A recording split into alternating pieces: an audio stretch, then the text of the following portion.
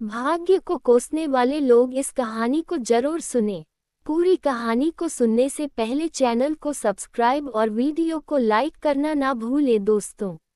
अब आइए सुनते हैं। भाग्य को कोसने वाले लोग इस कहानी को जरूर सुने। एक बार एक इंसान अपनी जिंदगी से बहुत परेशान था। वह हर समय अपने आप को कोसता रहता था कि क्या जिंदगी मिली है मुझे, क्या जीवन है, हर परेशानी मेरे साथ ही है, हर दुख मुझे ही आकर घरता है, हर झंझट मेरे ही सर पड़ती है। एक दिन इसी तरह अपने आप को बैठा हुआ कोस रहा था कि क्या नसीब है मेरा, क्या किस्मत है मेरी, क्या जिंदगी है मेरी कि तभी अचानक एक बाज अपने शिकार को पंजों में दबाए हुए एक पेड़ पर आकर बैठ जाता है और वहीं पर अपने उस शिकार को खाने लग जाता है। ये परेशान आदमी जब उस बाज को देखता है तो कहने लगता है कि क्या जिंदगी है इसकी, क्या जीवन जी रहा है मजे का, ना इसे खाने की चिंता, ना पीने की, ना पहनने की और ना ही परिवार की। शिकार करता है और मस्त खुली हवाओं में कभी इधर घूमता है कभी उधर घूमता है, सारे दिन आसमान में उड़ता रहता है। असल जिंदगी तो यही है, जीवन तो ये जी रहा है। और फिर वह आसमान की तरफ देखकर जोर जोर से चिल्लाता है कि काश मैं भी एक बाज होता तो मुझे भी कोई दुख ना होता, मुझे भी कोई परेशानी ना होती, काश मैं भी एक बाज होता। जब वह 2 से 3 बार जोर जोर से चिल्लाता है कि काश मैं भी एक बाज होता तो मुझे भी कोई दुख ना होता, मुझे भी कोई परेशानी ना होती, तो अचानक आसमान में बिजली कड़कने लग जाती है और आसमान से आवाज आती है कि हे इंसान, क्या ये हमने सच सुना कि तू हमारी दी हुई जिंदगी से परेशान है और तू एक बाज बनना चाहता है। तो इस आकाशवाणी को सुनकर यह इंसान हैरान रह जाता है और आसमान की तरफ देखकर कहता है कि हाँ, मैं सच में अपनी इस जिंदगी से बहुत परेशान हूँ, क्योंकि हर परेशानी मेरे साथ ही है, हर दुख मुझे ही है, हर तकलीफ मेरे ही साथ है। तो आसमान से फिर आवाज आती है कि हे इंसान, एक बार फिर सोच ले, हमने तुझे बड़ी प्यारी जिंदगी दी है,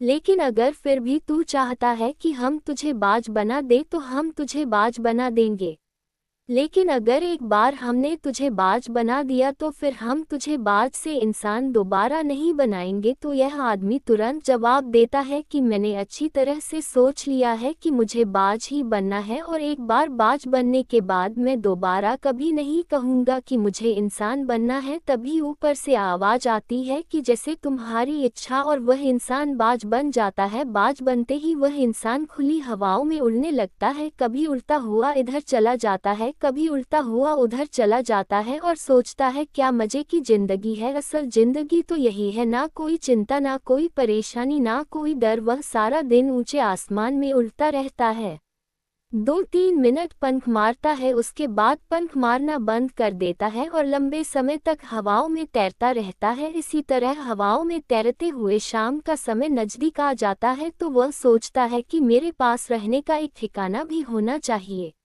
मेरा अपना एक घर होना चाहिए जहां मैं रात में आराम कर सकूं। तो ये सोचकर वह छोटी छोटी लकड़ियां इकट्ठा करने लग जाता है और एक ऊंचे पेड़ पर अपना घोंसला बनाने लग जाता है। एक एक लकड़ियां इकट्ठा करके वह अपने लिए एक सुंदर सा घोंसला तैयार कर लेता है और रात में उसी में सो जाता है और सोचता है सुबह उठकर शिकार भी करूंगा और सुबह उठकर फिर से मौज मस्ती भी करेंगे, खुली हवाओं में उड़ेंगे। सुबह होते ही वह शिकार की तलाश में निकल पड़ता है, हवाओं में उड़ता रहता है, ऊपर से जाकर देखता है कि कहीं जमीन में मुझे कोई शिकार नजर आए तो मैं तुरंत जाकर उसे दबोच लूं और वहीं पर खा लूं, लेकिन उसे कोई शिकार नजर नहीं आता। काफी समय बीत जाता है, वह लगातार ऊंचाई से शिकार को ढूंढता रहता है लेकिन उसे कोई शिकार नहीं मिलता।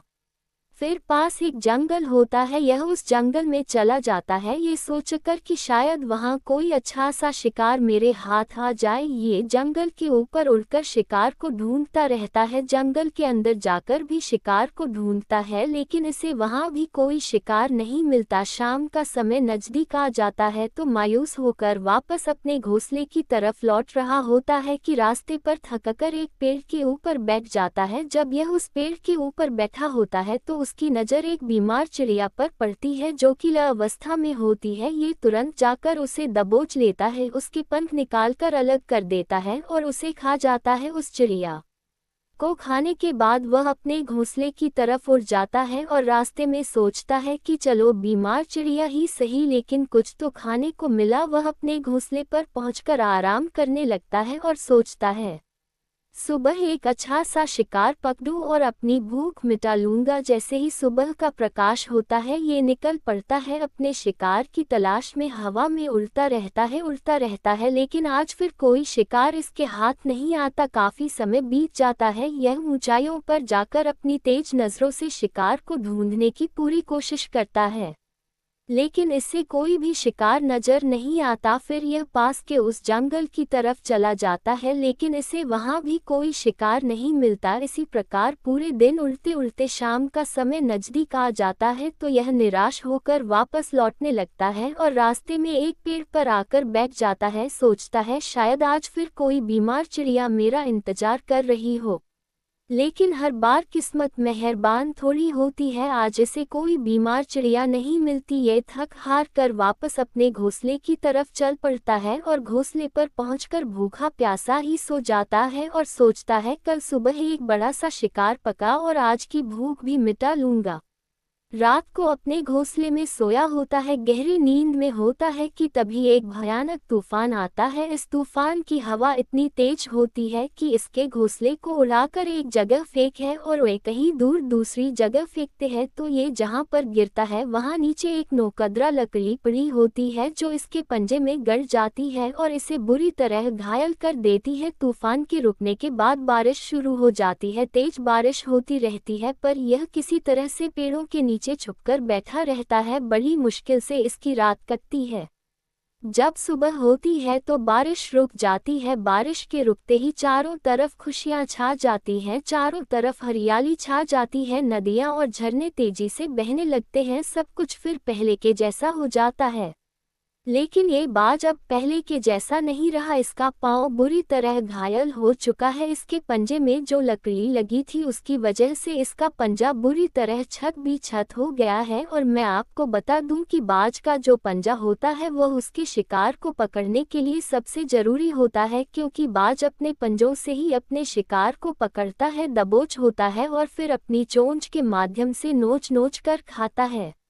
लेकिन अब इस बाज का पंजा बुरी तरह से घायल हो चुका था और वह पिछले 2 दिनों से भूखा भी था। ये शिकार की खोज में थोड़ा सा उड़ता है कि शायद फिर कहीं कोई बीमार चिड़िया इसे मिल जाए, लेकिन कहाँ बार बार कोई बीमार चिड़िया मिलने वाली थी। वह कुछ देर तक उड़ता है लेकिन फिर भूख और दर्द के मारे थककर एक पेड़ पर आकर बैठ जाता है। वह पेड़ पर आकर बैठ तो जाता है, लेकिन उसे पता नहीं था कि यहाँ एक और मुसीबत उसका इंतजार कर रही है। और वह मुसीबत ये थी कि 8-10 कौओं का एक झुंड मिलकर इसे परेशान करने लग जाते हैं। इसके ऊपर आकर इसके घाव में चोट मारने लग जाते हैं। उन्हें भी पता चल जाता है कि यह बाज घायल है और भूख की वजह से कमजोर भी है। ये बाज उनसे बचने के लिए थोड़ा सा उड़ता है और फिर जाकर बैठ जाता है, उनसे पीछा छुड़ाने का प्रयास करता है, लेकिन वह फिर इसके पीछे आ जाते हैं तो ये फिर उड़कर थोड़ी दूर चला जाता है, लेकिन वह इसका पीछा नहीं छोड़ते और बार बार इसके पास आकर इसे परेशान करते हैं।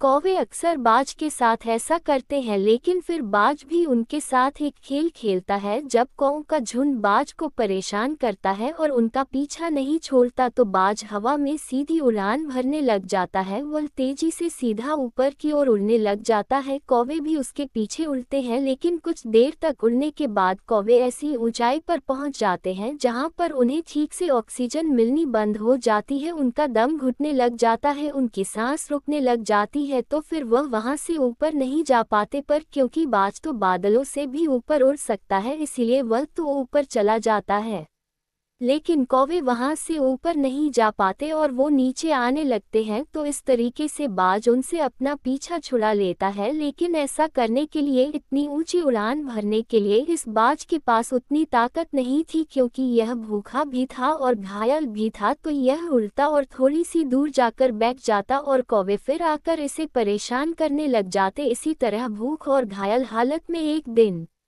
गुजर जाता है, दूसरा दिन गुजर जाता है, तीसरा दिन गुजर जाता है।